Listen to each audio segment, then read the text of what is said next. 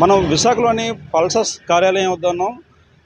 ఏదైతే గడిచిన 2-3 రోజులుగా పల్సస్ సంస్థ ఆర్థిక ఇబ్బందులను ఎదుర్కొంటోంది.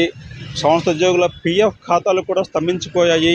ఇలాంటి అంశాలకు సంబంధించి మనం సంస్థ సీఈఓ గేదెల శ్రీనిబాబు గారితో మాట్లాడడం జరిగింది. ఆయన ఇచ్చినటువంటి సమాధానం ఏమంటే, పీఎఫ్ ఇష్యూ ఏదైతే ఉందో అది తమ ప్రమేయం లేపడం జరిగిందని, అది పీఎఫ్ సంస్థ ఉద్యోగులు చేసినటువంటి పొరపాటు వల్ల ఆ అకౌంట్లు స్తంభించిపోయాయన్నారు. అయితే త్వరలోనే ఆ సమస్య పరిష్కారం కాగలని చెప్పనేసి ఆయన ఆశాభాక్తం చేశారు. ఉద్యోగుల పీఎఫ్ సంగతి అలా ఉంటే మరి జీతాల సంగతి ఏమిటి అని చెప్పి మనం తిరిగి ప్రశ్నించినప్పుడు ఆయన వాట్సాప్ రూపంలో తిరిగి ఆయన సమాధానం ఇచ్చారు. I hope no pending for qualified employees. If any pending it will be cleared by local HR in couple of days. అంటే ఎవరైతే క్వాలిఫైడ్ ఎంప్లాయీస్ ఉన్నారో వారందరికీ కూడా పెండింగ్ లేదని చెప్పని నేను భావిస్తున్నానని, ఇక మిగిలిన వారు ఎవరైనా ఉంటే వారందరికీ కూడా స్థానికంగా ఉన్నటువంటి హెచ్ఆర్ విభాగం మరికొన్ని రోజుల్లో జీతాలను చెల్లిస్తుందని చెప్పనేసి గేదెల శ్రీనిబాబు గారు చాలా స్పష్టంగా తెలియజేశారు.